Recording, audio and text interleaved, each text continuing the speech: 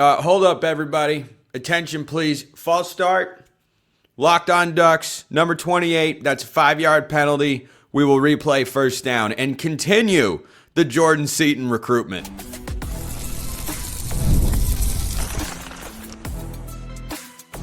You are Locked On Ducks, your daily podcast on the Oregon Ducks. Part of the Locked On Podcast Network, your team every day.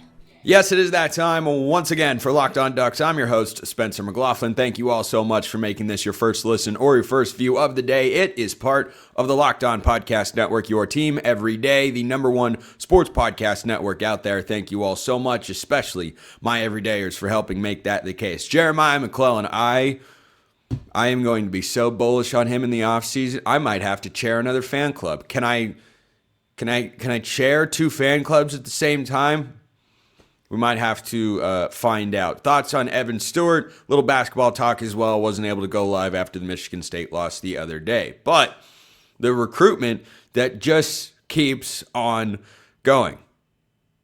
Now, I got plenty of feedback on yesterday's show about Jordan Seaton and that Oregon was still in the mix when mentally I had moved on. The staff clearly had not. So Dan Lanning and Alik Terry couldn't get him out to Eugene for a visit.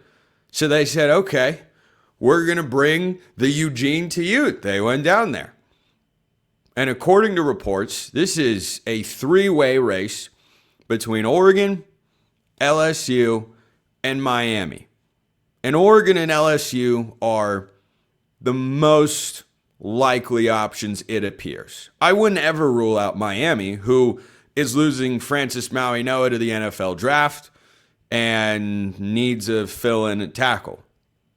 Any school that wants to compete is going to look for an elite tackle like Jordan Seaton. There was a report from Yahoo Sports that apparently, this could be inflated. I'd get the sense that it is. Offensive tackle, highly coveted, very important position. Jordan Seaton, really good player. Yahoo Sports reported that Jordan Seaton could be seeking $4 million or more in NIL from LSU. Now, I mean, we'll see. But this has been an evolving situation throughout the week. By the way, I stand by everything I said on yesterday's show, that if Oregon doesn't wind up getting him, I don't think the offensive line is in a crisis. He's a luxury addition who you'd love to be able to get. You know what else is a luxury addition? Having a boat. I don't mean a speedboat. I mean like a boat that you can sleep on. That's a luxury addition to your assets. Do you need one in order to have quality vacations? No. Does it add a new component to your life that enhances your vacation style? Well, yeah, I think it would. So the other thing about Oregon still going after Seaton is internally, I think that Lanning and Alik Terry are making this big of a push to go and get him, and that Oregon's obviously, from an NIL standpoint, in the sweepstakes or in the running here, one of the final few schools to get the top available player in the transfer portal and the number one offensive tackle in the transfer rankings that will change teams in this transfer portal cycle. I think it demonstrates, number one, how highly they think of him. They recruited him coming out of high school, of course. Good point in time to just throw in a reminder. For those of you, I know it's not a lot or even most of you out there, but I know it's some who can get frustrated with the portal and say, why do you even recruit high school kids? This would be why. Amongst other reasons. This is another one. You never know when those relationships are going to come back to benefit you one day. Dan Lanning did it with Jordan Birch. Dan Lanning did it with, to a lesser extent, I think Jordan James once upon a time. Jordan Seaton, Pitt, Colorado. Okay. A couple years later, plug and play starter, and Oregon's finalist. We'll see if they end up landing him. So I think it speaks to how highly they think of him and his ability. I don't think it's an inherent indictment on the tackles that they have in the locker room right now.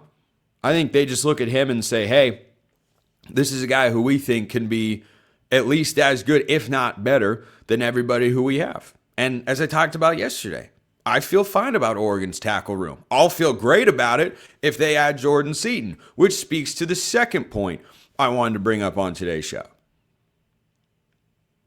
Oregon going out and making this move tells me that the coaching staff has the exact right and same mindset that many of you and myself have.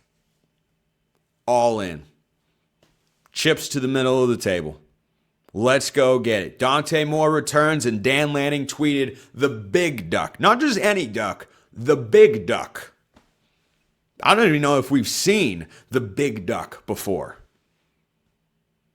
But they're very aware. So they want to give themselves, again, the best chance they can to go in a national championship. And they think Jordan Seaton is a piece that's going to help them do that. And having elite tackle play. It's a good thing to have high on your priority list. So I fully understand it. If Oregon misses out on him, I will not be in a panic mode. But if they get him, excitement level will jump up a little bit. I do want to note this as well, because this conversation comes up in the portal a lot too. This is a Spencer scale of agreement take that was sent to me. SSA, I'd rather Dan and company target high character guys, i.e. the Coach Signetti philosophy, instead of high dollar guys, which Seaton certainly is. I know Dan made an in-home visit, but I still don't think we need Seaton to have a solid O-line. Not saying Seaton isn't a high character guy, but if he's only chasing a paycheck, then let LSU have him. Yeah, in these scenarios, I think the player can get a bad reputation. I don't think Seaton has. By all accounts, he's been a really well-liked guy. I think he actually got a team award. I don't remember exactly what it was with the Buffs this past year. And from what I've heard internally, he hasn't been, a problem or anything like that. The exact opposite, as a matter of fact. So I get where you're coming from, of just find the guys that are fit in the culture. I don't think Dan Lanning would go and get those guys, or any guy, frankly, if Lanning didn't think that he was going to be a cultural fit with the Ducks. And sometimes that can come with a high paycheck or a price tag for a particular player. I don't think that automatically means that that's all that he's looking for. Could be. I think it's really easy to paint that picture from afar. I've never met the kid. I've never interviewed him. I've only heard things about him. I've never heard a bad word. So, yeah, I'm giving that one a. I'm giving that one a 2. Because the other thing, yeah, it's a 2. The other thing too is if you are all in, do whatever it takes. Whatever you think gives you the best chance to win, go do it. If you think that's Jordan Seaton, do everything you can to go get him. If you don't get him, okay. Get into the weight room, get on the practice field, and work with the guys you do have and make them as ready as you possibly can be. But there's obviously something here, whether it's internal, external, or a mixture of both. By external, I mean Seaton's abilities, internal, the tackles that they already have. There's something that makes Dan Lanning and Alik Terry want to keep going after Jordan Seaton, because this has been a pretty drawn-out portal recruitment. I won't be surprised if news has broken by the time you listen to or watch this show. We'll all be making our own Kurt Signetti meme, looking at Twitter for breaking news. Just scouring the web over there. Some of you yesterday learned, for apparently the first time, that I don't record these shows at, checks notes, 3 a.m. I've actually had to remind people of that several times. I'm not recording it early in the day. News can move fast. So some of you are also under the impression, it appears, or at least it appeared on yesterday's show, that I have no life outside of Locked On Ducks. I don't do anything else, and I never do anything else. I just go from my office to my bedroom and react to news all the time. I only do that like twice a week. Come on now. So drop your thoughts in the YouTube comments below. Hit me up on Twitter, however you want to get in touch. Jeremiah McClellan. Speaking of hype trains, I'm on his. First, this episode is brought to you by our friends at TurboTax. Tax season doesn't have to take over your life. This year, TurboTax is making it easier than ever to just hand things off and move on with your day. That's simple. With TurboTax Full Service, you can have your taxes done for you by a trusted local expert, start to finish, without the stress or the guesswork. Instead of spending hours trying to figure out forms, you can meet with a local TurboTax expert in person, or you can connect online if you want to do it from home. They handle everything from W-2s to self-employed forms. They work to get you every deduction too. TurboTax is what you're looking for. You can upload your documents, go about your day, and get updates right in the TurboTax app. It's a huge time saver. For a limited time, you can have your taxes done by a local TurboTax expert for just $150 all in if a TurboTax expert didn't file for you last year. Just file by February 28th. Take taxes off your plate and get back to your life. Visit TurboTax.com/local to book your appointment today. Check them out at TurboTax.com/local. And you're listening to Locked On Ducks. Thank you for making it your first listen of the day. And thank you for making Locked On the #1 sports podcast network out there. If you haven't already, go check out our new Everydayer Club. You get access to an ad-free audio feed for the Locked On Ducks show that you're listening to right now. It's compatible with Apple Podcasts, Spotify, and every other major podcast app. You can get discounts on Locked On merch and other perks as well. Make sure you go check it out and join the Locked On Everydayer Club today. Second segment sip is down, and it is time to talk about WR Jeremiah McClellan. So, got this SSA, love these, SSA question.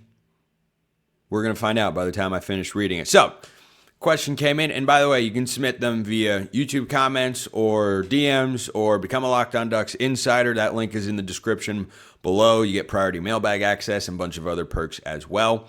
However you want to get in touch, send me your questions. Give me an SSA, Spencer Scale of Agreement. I give you 1 to 10, half numbers included, how much I agree and why. So, Jeremiah McClellan actually reminds me of a little bit of another, this is the question, of course, of another Oregon wide receiver to wear number 11 recently, who wasn't too bad himself. That would be Troy Franklin, of course, with the kind of contested catches he makes. Do you think this is a... Let me try reading a question again like I'm not seeing it for the first time. Okay, just another flag on the play. False start, Locked On Ducks, number 28, 5-yard penalty, replay, second down, since we're in the second segment. See what I did there? Okay, here we go. Here's the question/SSA. Jeremiah McClellan actually reminds me a little bit of another Oregon wide receiver to wear the number 11 recently who wasn't too bad himself with the kind of contested catches he makes. Do you think this is a reasonable comp? Also, I can see McClellan actually stepping forward and being slightly more of a consistent wide receiver 1 next year, above DeCorian, similar to Malik Benson this year. And if DeCorian lives up to the billing, I think these two could be the best duo in college football in the next couple of years. What do you think? So McClellan's numbers this year were really good. In his second season after redshirting in 2024, he only had 3 catches that year. 38 catches, 557 yards, 3 touchdowns, almost 15 yards per reception. The second half of the season in particular, when DeCorian got hurt, J-Mac stepped up in a big way. So I am really bullish on Jeremiah McClellan, and he is going to be one of several data points, test cases, however you want to phrase it, for the Drew Maringer offense and whether it will live up to its full potential.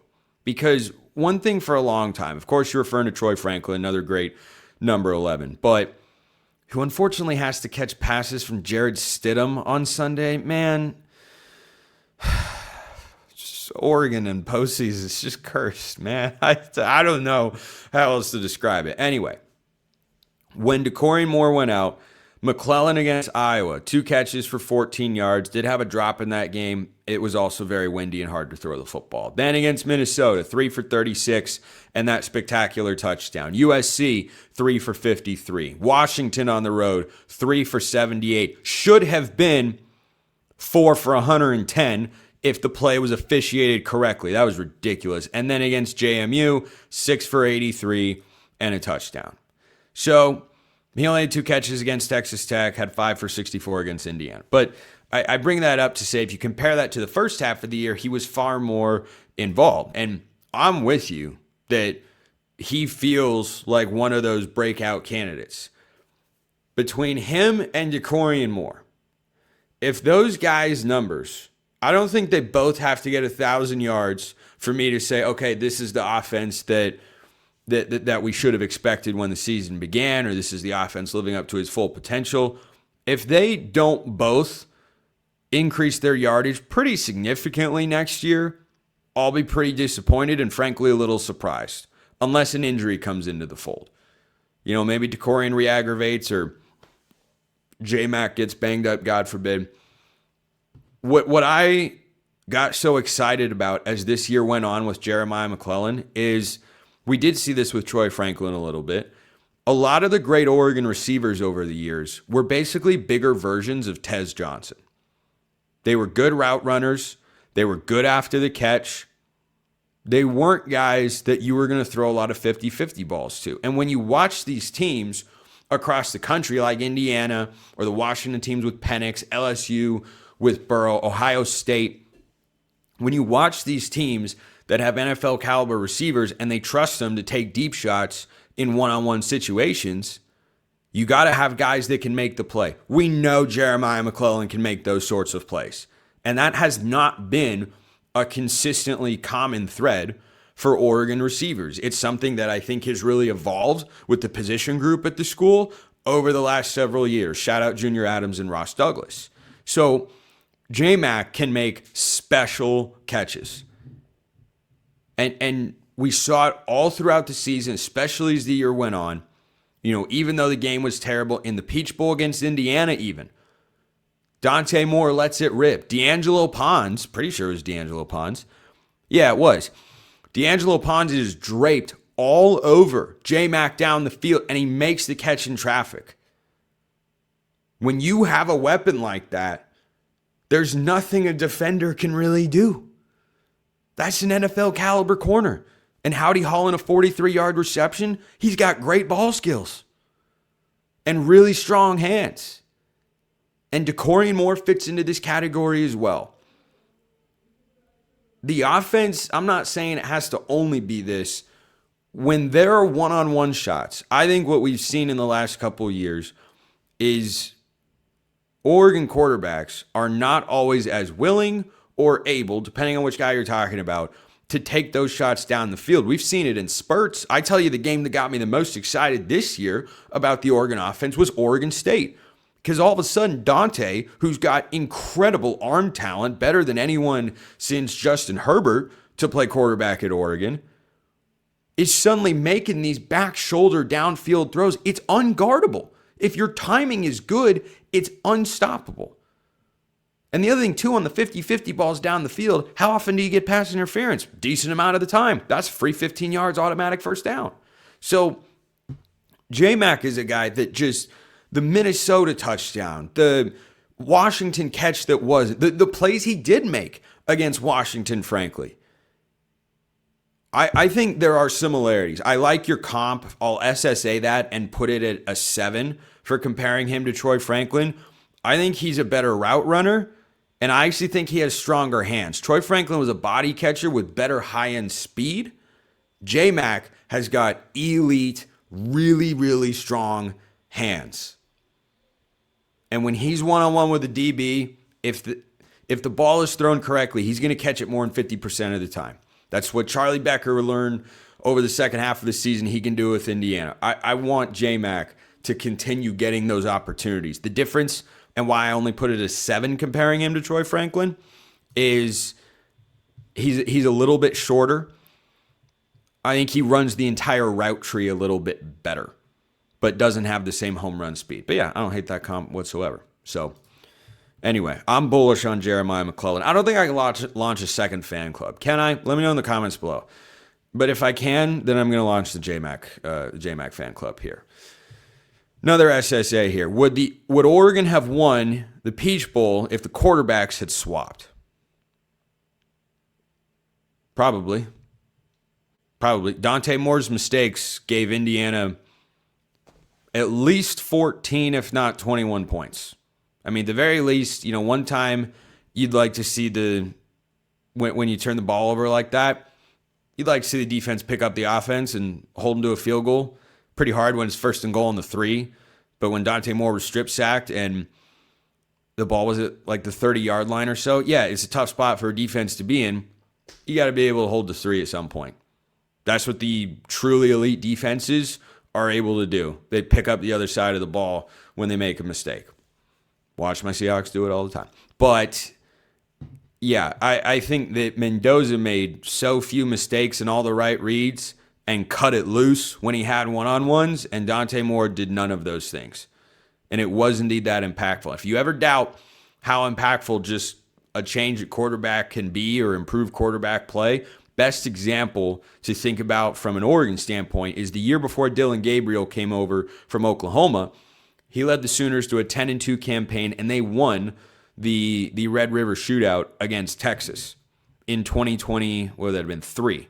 And then he came to Oregon for 2024. In 2022, Dylan Gabriel was hurt at Oklahoma, didn't play in Red River. They lost 49-0.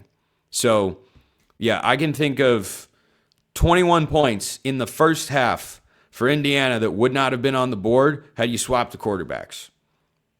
Does Indiana still win? I think probably, because I think their staff was just better than Oregon's, but at the very least they would have had a chance. So I'll give that a 4.5 on the SSA, but yeah, you take 21 points off the board in the first half, and that's basically what Dante Moore gave him. Lack of ball security, pick 6, fumble when Indiana didn't even really do anything to him. He just made a mistake. Unfortunate. So, what about Evan Stewart? Gosh, Oregon's wide receiver room is so awesome.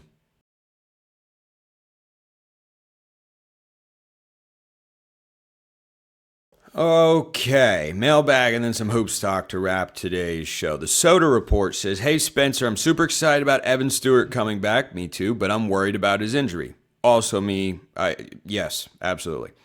What are some examples of players who have torn their patellar tendon? I can only think of Drake Jackson, who was drafted in the 2nd round by my Niners. Go Hawks. Because I personally don't root for teams in Seattle. Go Hawks.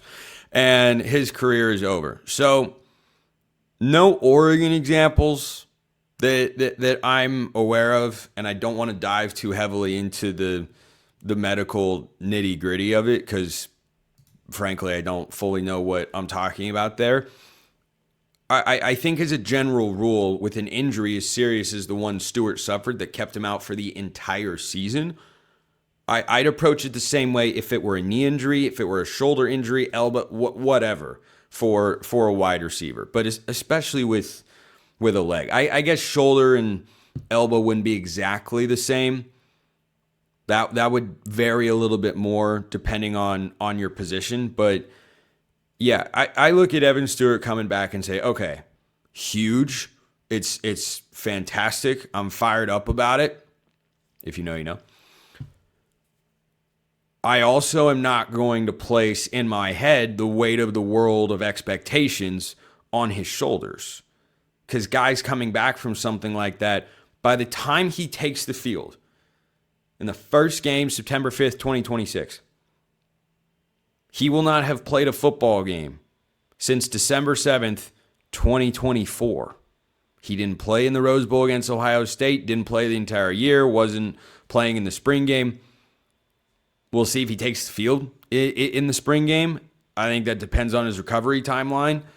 It will have been a while. So at the very least, I think you have to allow for a readaptation to getting up to game speed. It's why I'm happy Oregon has depth at the position.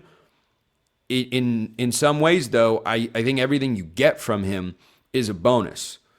There's a realistic world, though, where he's the number 4 wide receiver and the number 5 pass catcher on the team, which would be pretty spectacular. But do I expect him to, lead Oregon and receive it? No, there's no way I'd make that prediction. No way. Because it's just such a long layoff, and it's such a serious injury. So, yeah,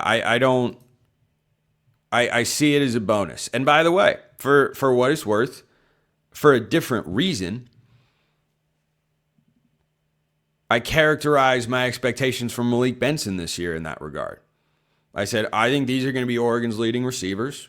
Malik Benson, well, he's in there. Anything you get from him is a bonus. Well, it turns out he was Oregon's leading receiver by the time the season came to a close. It wasn't trending that way early on, and then a couple of injuries happened. Boom, he steps up. If you get Evan Stewart anywhere close back to being 100%, this is the best receiving core in the history of Oregon football. I mean, anywhere close to it. You go 5 wide, Evan Stewart, Dacorian Moore, Jeremiah McClellan, Iverson Hooks, and Jamari Johnson. That's filthy good. Filthy good. But no, I don't. I think if he were medically 100% right now, I think, number one, we would have seen him during the playoff run. And number two, I think he might have gone to the NFL draft.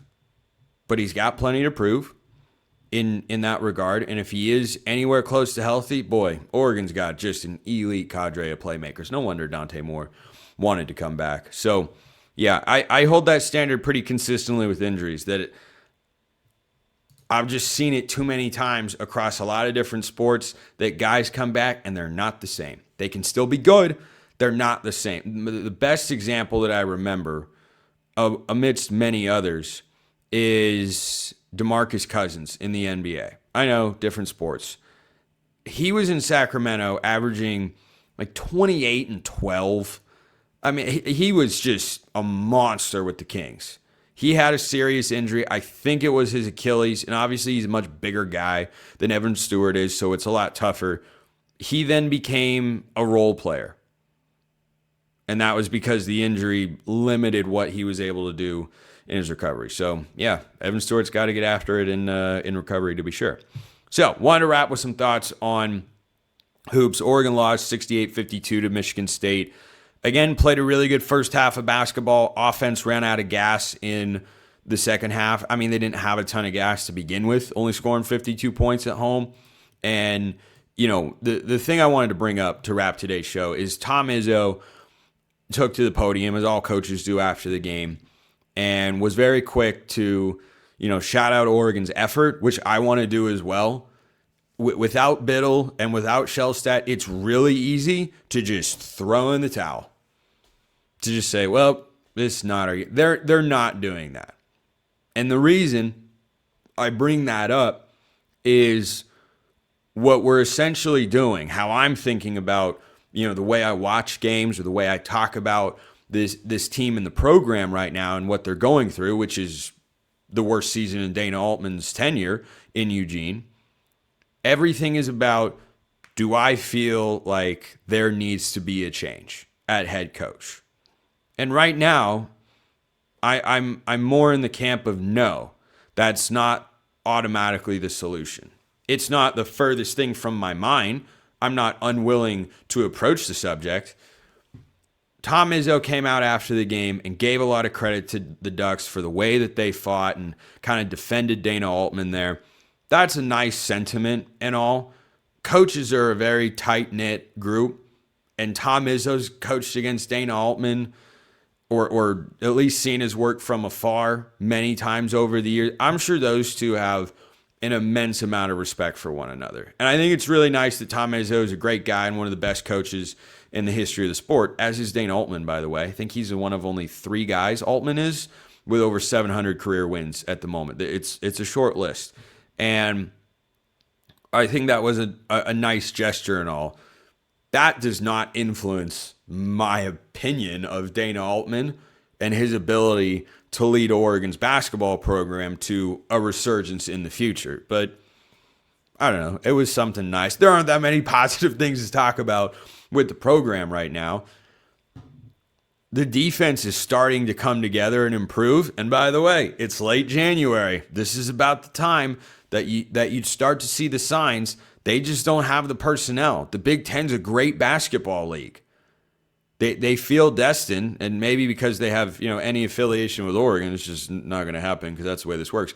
they feel destined, the Big Ten does, to snap that national championship drought. It's been a really long time. They've been to the game on many occasions, but they haven't broken through and actually won one in a long time. Was Tom Izzo's in 2000 the last Big Ten title? I got to look that up. Now because I think that's right, actually. Let's see. D1 men's college champions. So you have got Florida, UConn, Kansas, Baylor, canceled, Virginia, Villanova, North Carolina, Villanova, Duke, UConn, Louisville. Oregon lost to so many of these teams in the tournament. Kentucky, UConn, Duke, North Carolina, Kansas, Florida, North Carolina, UConn, Syracuse, Maryland in 2002. How about that? Duke, yeah, Michigan State. Yeah, the Big Ten's last basketball title was in 2000 for Michigan State. They beat Florida and head coach Billy Donovan. How about that? But the Big Ten, getting back to the point I was making before I got sidetracked there for a moment, the Big Ten's a great league. You can't be down your 2 all Big Ten caliber players and just go through the conference. And look, Oregon's sitting at 8 wins right now. I don't think they're going to be winless because, as I said, the guys haven't quit. And eventually they'll find a way to win a couple games. I don't know if they've got a major upset in them. They've come close. That they haven't gotten it done at home and end up, fading at the end of the game, I think is telling to just where the roster is at and, how important the losses of Shellstad and Biddle are with injuries right now. But yeah, I am scraping the bottom of the barrel for positives here. Dana Altman hasn't quit. I don't think the players have quit either. Is the season over for all intents and purposes? In a manner of speaking, yeah, there's still things to watch that I'm going to continue to cover on the show, and I'll still do reaction shows when I've got the opportunity to. But did not think we would be. I didn't think the team would be as good as last year. Didn't think we'd be in this spot right now. So just keep talking about going forward. Appreciate everyone listening. See you next time. Until then, hope you have a wonderful rest of your day, and go Ducks.